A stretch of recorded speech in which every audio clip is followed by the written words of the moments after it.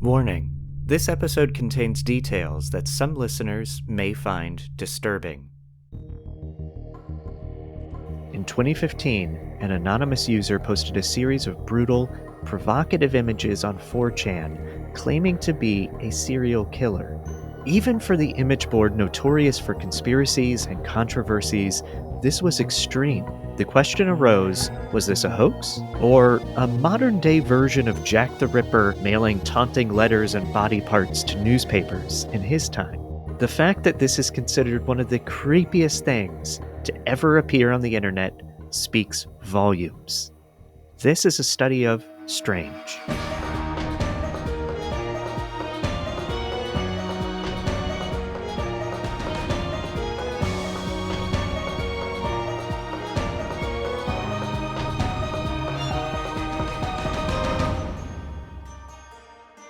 There's something about internet subculture that frightens me on multiple levels. It's probably this mixture of the anonymous nature of things and how that makes people feel emboldened to be their most terrible selves, along with a craziness of some of the sites where conspiracies gain hold, in addition to the way that people are easily influenced by information, a lot of which is made up. This is all to say that this story today scares me, even if the person that was posting these images is not a killer and was just pulling a hoax in poor taste. But let me begin with 4chan. For the less internet savvy folks like myself, 4chan is an image board site and forum where anonymous users can share things, comment, and discuss with other anonymous users. Most of it is harmless, but a great deal of content on 4chan is not. From not safe for work content, leaked nude photos, Pizzagate, some of the original QAnon things, shootings, hackers, and more, 4chan and similar sites have more than their fair share of controversies. But its influence on internet culture is profound. 4chan itself launched in 2003 and today has tens of millions of visitors each month. There are boards dedicated to video games, movies, books, politics, all the typical stuff. And, of course, everything is anonymous. The year before this 4chan serial killer, and I'm going to call him 4chan serial killer just for simplicity's sake, it was 2014, and the body of Amber Lynn Copland was discovered by her 13-year-old son at their home in Washington state. Shockingly, before the discovery, pictures of her dead body were being posted on a forum on 4chan, along with the text, quote, "Turns out it's way harder to strangle someone to death than it looks in the movies. Check the news for Port Orchard, Washington in a few hours. Her son will be home from school soon. He'll find her, then call the cops. I just wanted to share the pics before they find me."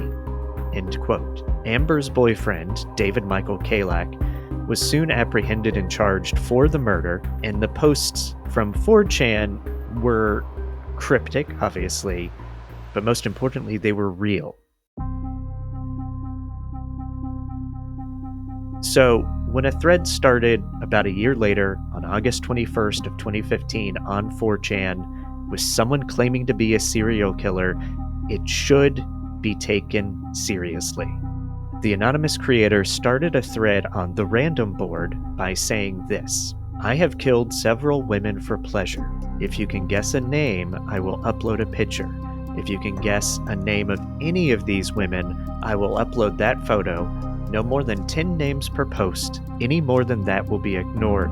Some are Polaroids and others were taken with a disposable camera. I also have pictures of them before death when I was able to do so. If you guess all the names, I will show you where I dumped a body in 1999. The first one is free, as her name is unlikely to be guessed."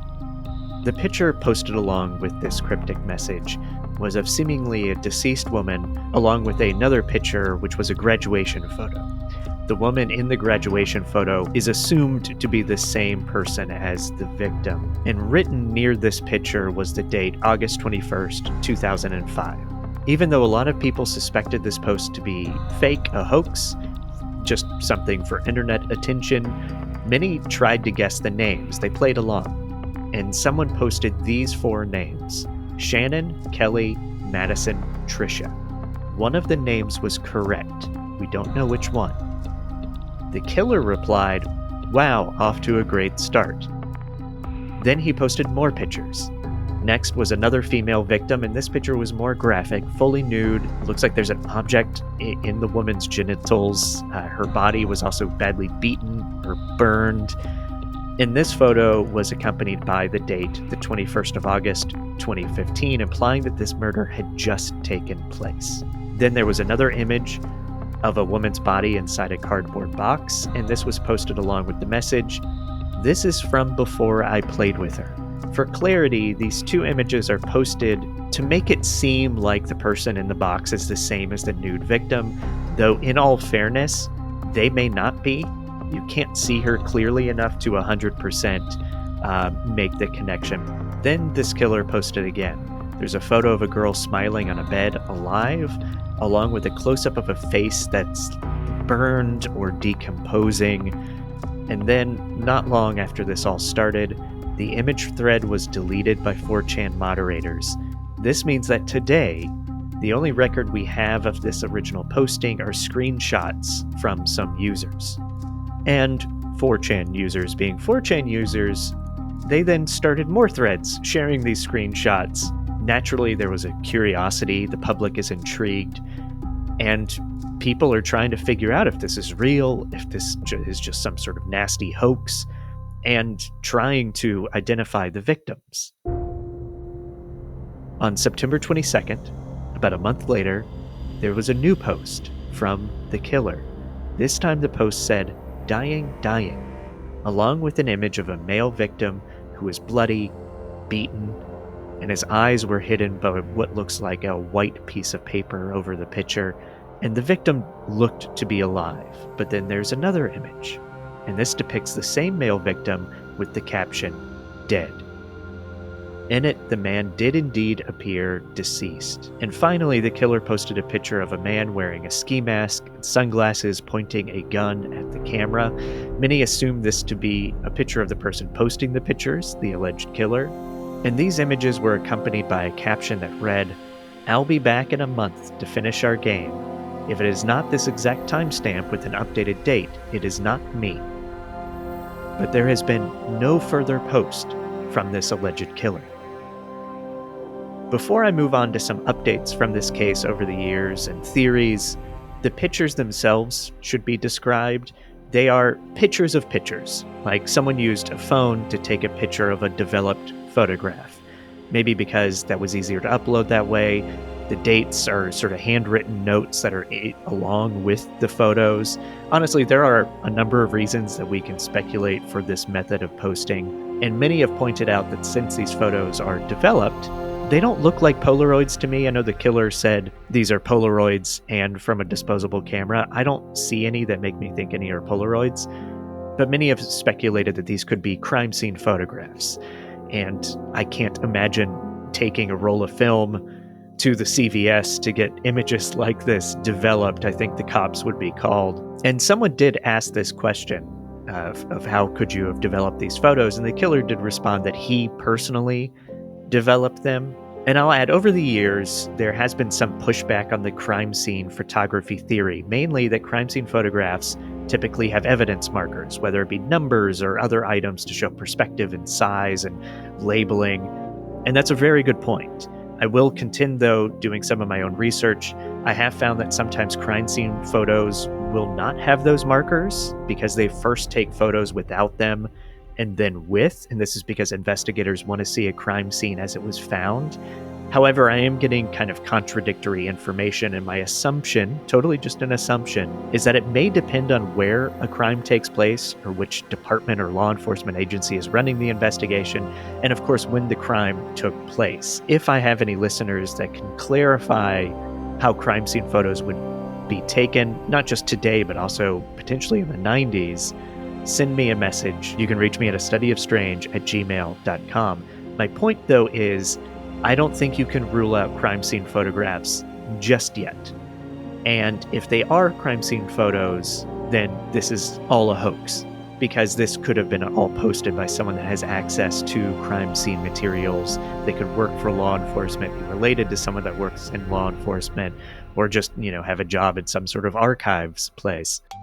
Now, what has been figured out about these quote-unquote victims, if anything? It's been 10 years, surely there's something. Well, the victim that the killer posted in the first set of images was identified as Shauna Maynard. And to clarify, the woman in the graduation photo, so the alive woman. And when Shauna Maynard was 17, she was found murdered in 1998. Some posts, when you research this story, claim that she was found outside of Los Angeles. This is incorrect. She was discovered right outside of Las Vegas. And here's a quote from an article from 8 News Now in Vegas. The family of 17-year-old Shauna Maynard suspects the person who killed her was angry because she turned down their romantic advances. 2 passers-by found the Norco, California native's body on the morning of April 21st, 1998, near the intersection of Blue Diamond Road and Decatur Boulevard. At that time, a desolate area of the South Valley along the route between Las Vegas and Pahrump. In December 1997, after Inez Maynard, a mother of 4, told her second eldest daughter that she could not attend a Christmas party, Shauna Maynard decided she would leave home. The teenager graduated early from Buena Vista High School in Corona, California in May 1997. By spring 1998, Shauna Maynard was working in a restaurant and making money babysitting, but something happened on April 21st that her family believes changed their lives and theirs forever. Around 2 a.m. that morning, Shauna Maynard called a friend saying there was a problem at the apartment. Investigators believe Shauna Maynard and another person argued. End quote. I will also add there's a podcast now with about crime in the Vegas area. If I can remember what the podcast is called, I will link to that episode in the show notes. I'm sure I will find it. But in that podcast, they don't talk about the 4chan killer. They talk about Shauna's case because it is still unsolved. And I did deem some new things from that, like she had been seen with a man late that night. She had spoken to a lot of her roommates. She lived with another number of women. Even some kids lived in her apartment. And most of them said everything was fine, but there was one phone call to a friend, I think it was around 3 a.m., and Shauna was scared and asking for help. But the friend couldn't go pick her up because the friend had kids, and it's the middle of the night, so she told Shauna, go to the Silver Nugget, or maybe it was the Golden Nugget, I can't remember, but go there and wait. However, Shauna's body was discovered soon at the side of the road. The case officially remains unsolved. And this is usually where the story of the 4chan serial killer ends, because usually you just find out that Shauna is the only one that has been identified, and not much else is known about the people in the photographs, and we're left with questions and theories and speculation. But now another of the victims from the post is thought to have been identified. Before I get to that, though, there are 2 very obvious directions that this story can go. Either the guy on 4chan is telling the truth and he's killing people and sharing photos, or it's all a hoax. Well, what I didn't share about Shauna Maynard so far is that she was shot to death. The night she was killed, police actually had heard gunshots, and by the morning they had found her body. One account I found says that she was shot 17 times. This does not line up with the 4chan killer's photos, where the alleged victim, sort of the woman that looks dead that was in the photo next to the graduation photo of Shauna, she's dressed up to look like Shauna. There's even a necklace that kind of matches one that Shauna's wearing in the graduation photo, the hair color. But the picture the killer posted is not how Shauna's body was found. In fact, they're completely different. So already we're finding some discrepancies in the killer's photos because they're not the same person. Now, maybe the woman who looked beaten and bloody is another victim, and that's also completely terrifying, but it does make you question the setup here. So what else do we have to consider?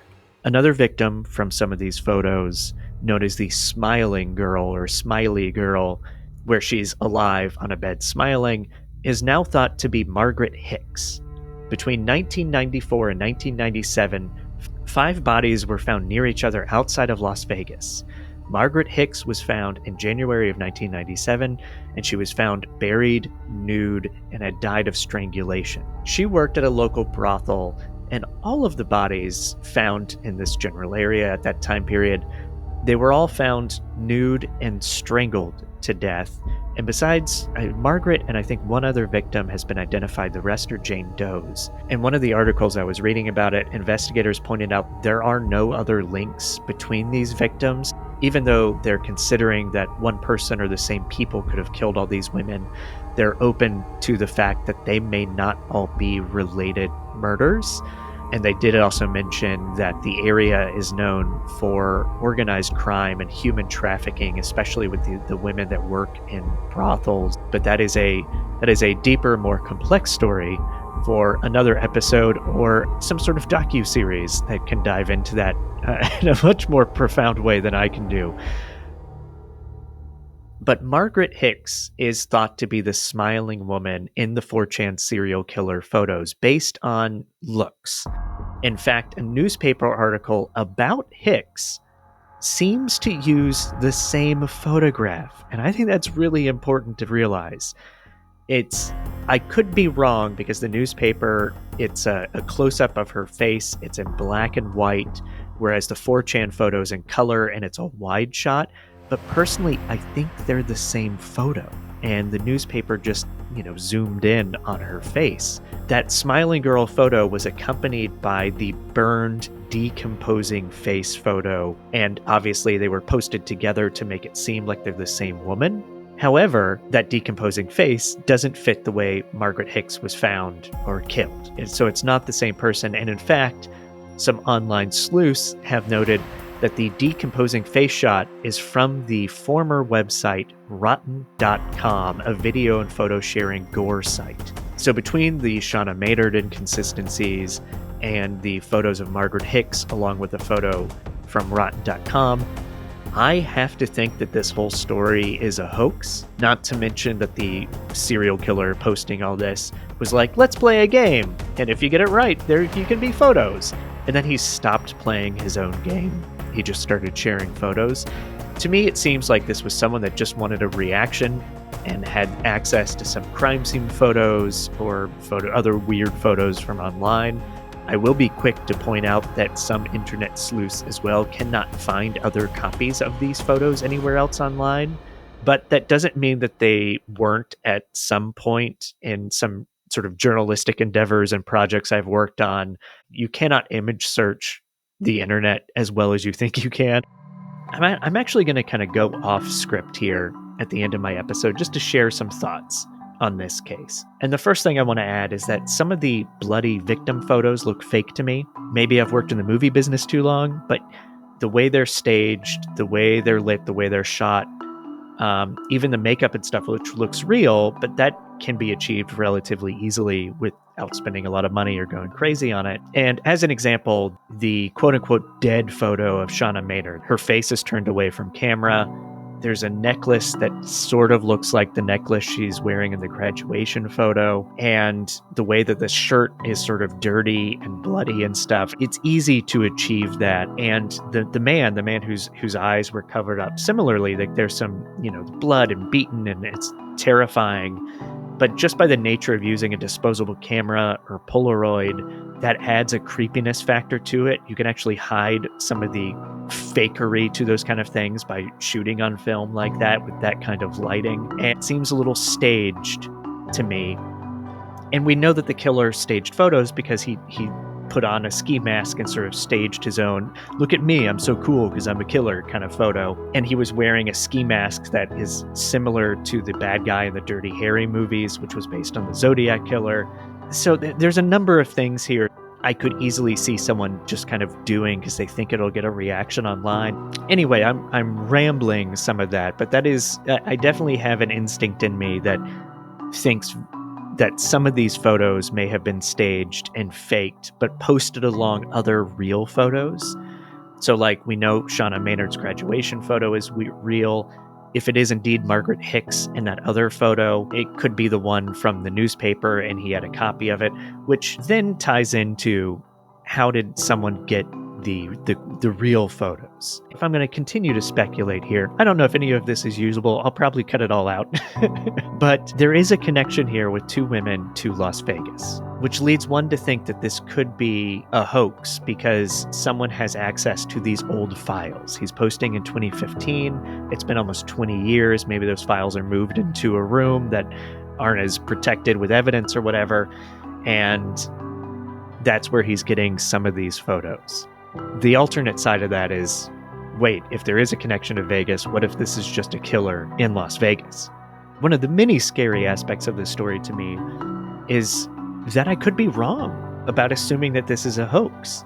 And I wouldn't be surprised if I was wrong. And there's a lot to this case that pushes back against my own speculations. And killers like attention. They like to share what they've done. They like the notoriety.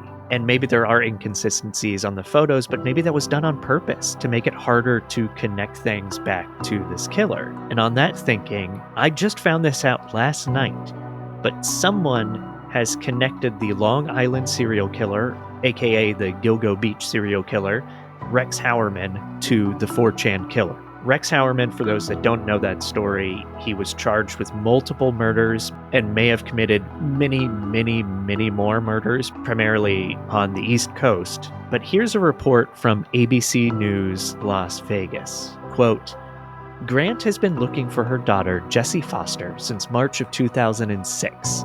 Through tears that time can't stop, she said, you're seeing 17 years of coping mechanisms. The 21-year-old Canadian woman disappeared after her mom says she was sexually trafficked throughout New York and New Jersey, then ultimately lured to Las Vegas, where she was last seen alive following several prostitution arrests.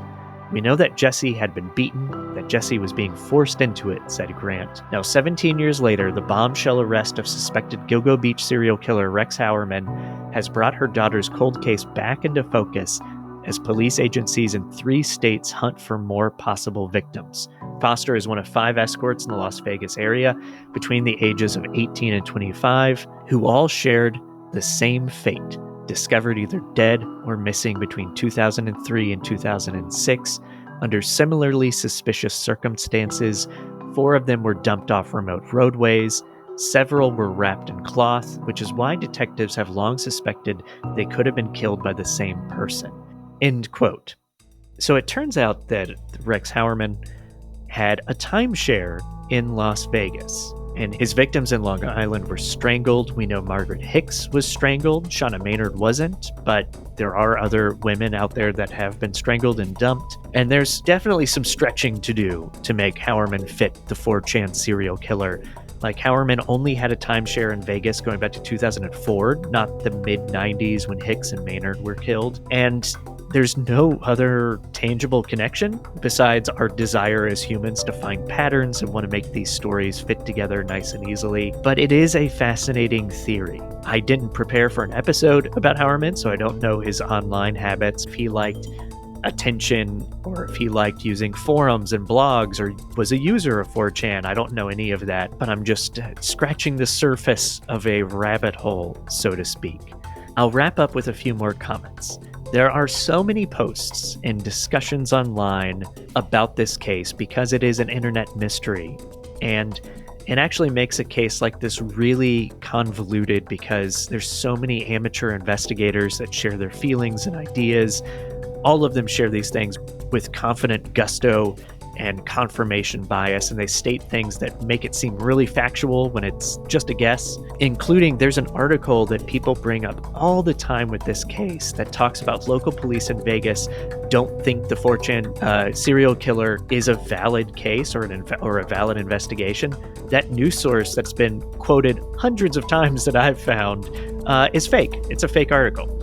And people keep sharing it. I actually don't think the Vegas police have investigated the 4chan postings in a really sincere manner at all. Also, a lot of people point out that the FBI has looked into the case. We actually don't know that. We do know that people on 4chan shared information with the FBI, but as far as I can surmise, there's been no formal investigation. So I think it is anyone's guess if this person is a killer or not. I'm leaning towards a very sick-minded guy who just wanted online attention, but that doesn't mean I couldn't be wrong. And that means there could still be a killer out there, yet to be caught. Thank you for listening to A Study of Strange. Thank you for bearing with me as I went off script there at the end and just rambled a lot and left all my notes behind.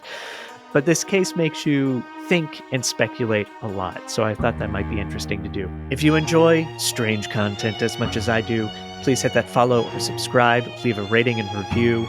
You can also support the show and get additional content episodes early by joining our Substack, which you can find through the support tab on our website, astudyofstrange.com. Until next time, thank you and good night.